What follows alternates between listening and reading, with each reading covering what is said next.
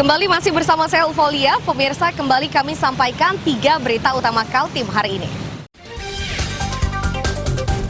3 rumah di Tarakan ludes terbakar, api cepat membesar karena bangunan terbuat dari bahan kayu.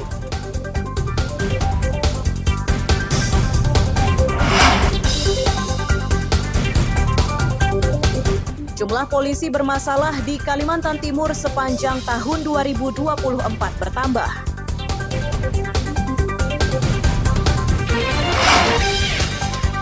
Penjual jagung dadakan banyak bermunculan di berbagai daerah saat malam pergantian tahun.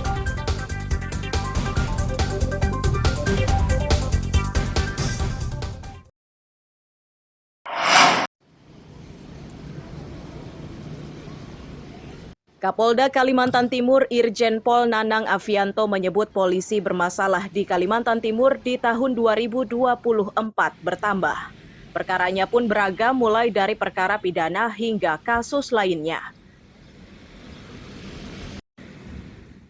Kapolda menyebut untuk pelanggaran pidana personel Polri di sepanjang tahun 2024 yang ditangani sebanyak 23 perkara. Jumlah ini berlipat dari tahun sebelumnya yang hanya 3 perkara.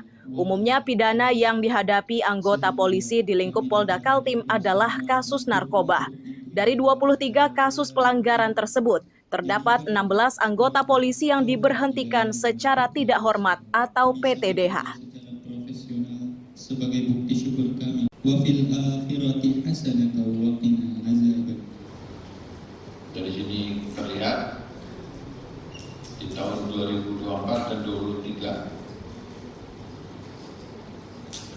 jumlah pelanggaran kode etik tahun 2024 ini ada kenaikan sebanyak 29 kasus, pelanggaran disiplin turun 52 kasus, dan pelanggaran pidana ini ada kenaikan 20 kasus. Dan terdapat 16 personil yang mendapatkan putusan PTDH. Inilah salah satu kegiatan reformasi internal kami yang untuk menunjukkan komitmen bahwa di dalam pelayanan dan mendapatkan kepercayaan masyarakat, kami juga harus melakukan introspeksi di internal. Sekian kembali momen penting yang mewarnai perjalanan Polda Kalimantan Timur. Polda berharap di tahun mendatang perkara pidana yang menimpa anggota kepolisian dapat diminimalisir. Ini dimaksudkan agar kinerja polisi bisa lebih bagus dibanding tahun-tahun sebelumnya. Amir Hamzah dan Riani Mantini melaporkan dari Balikpapan.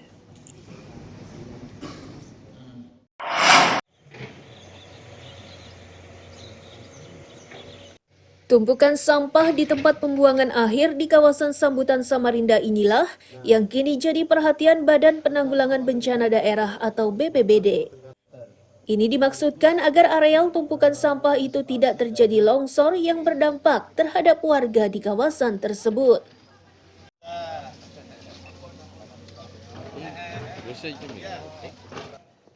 Salah satu langkah yang dilakukan oleh BPBD yakni dengan menanami sekitar areal TPA dengan pepohonan.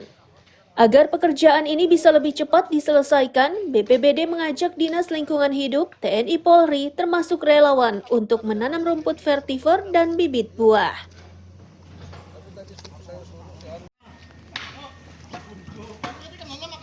Ini kegiatan pengurangan risiko bencana. Kolaborasi teman-teman TNI, Polri, kemudian relawan, DLH, termasuk di dalamnya ada Kelurahan Tangguh Bencana. Dengan cara ada beberapa bibit pohon kita tanam di sekitar TPA, di samping fungsi penghijauan juga upaya-upaya dalam peningkatan ketahanan pangan. Di sisi lain kita juga sedang menanam rumput vetiver untuk mencegah longsor beberapa tanggul yang ada di TPA ini yang beberapa waktu yang lalu terjadi air limbahnya lari ke sawah maupun ke kolam warga. Jadi ini untuk memperkuat tanggul yang ada yang dibuat oleh teman-teman PUPR Kota Samarinda.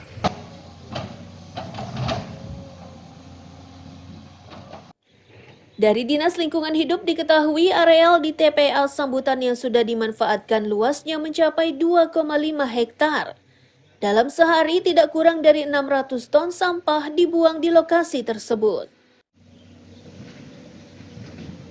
Untuk luasan yang sudah terpakai itu kurang lebih 2,5 hektar lah ya.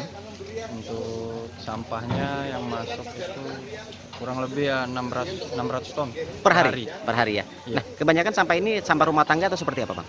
Kebanyakan sih sampah rumah tangga masih. Karena sekitar 50-60% itu sampah organik. Sampah organik ya. Nah, untuk pengelolaannya sendiri ke depan seperti apa, Bang? Untuk kedepannya rencana kan mau ada insinerator. Insinerator ya. Terus sistemnya juga rencana ke depan mau sistem sanitary landfill. Artinya pembakaran, Bang? Dibakar atau seperti apa nanti ke depannya? Untuk insinerator ya pembakaran. Untuk upaya pencegahan longsor, BPBD siapkan 200 kantong rumput vetiver serta ratusan bibit buah yang ditanam di sekitar TPA. Sebagian lainnya juga ditanam di luar area TPA untuk mengantisipasi terjadinya abrasi. Iswanto melaporkan dari Samarinda.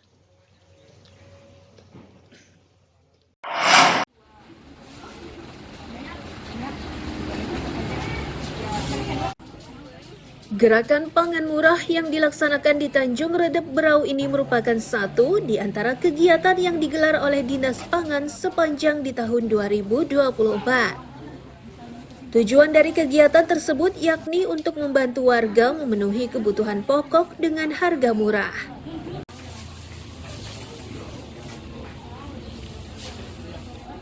Kepala Dinas Pangan menyatakan penyaluran paling banyak dilaksanakan di Tanjung Redep, sedang sisanya disebar di 8 kecamatan. Stok pangan yang disiapkan itu diakui tidak hanya berasal dari pemerintah, namun juga dari lembaga lain seperti dunia usaha dan yayasan. Tercatat sudah gerakan pangan murah atau GPM ini sudah digelar sebanyak 48 kali. Selama ini untuk tahun 2024 kita sudah melaksanakan alhamdulillah 48 kali gerakan pangan murah GPM ya, yang kita juga kebanyakan itu di Tanjung Redep, tapi di daerah-daerah kecamatan-kecamatan lain alhamdulillah juga kita sudah laksanakan, yaitu di Tabalar, Biatan, Sambaliung, Pulau Derawan, Gunung Tabur, Teluk Bayur, Segah juga kita sudah laksanakan, termasuk di Kelai juga sudah kita laksanakan. Bahkan kita juga kemarin ada beberapa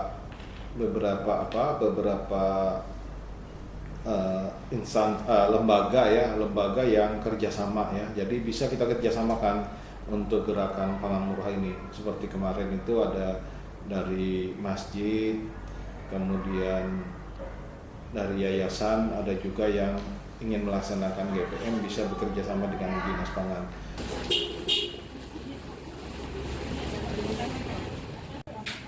Di antara komoditas yang disiapkan pada gerakan pangan murah ini, mulai dari beras, gula pasir, dan makanan dalam bentuk kemasan, dan lain-lain.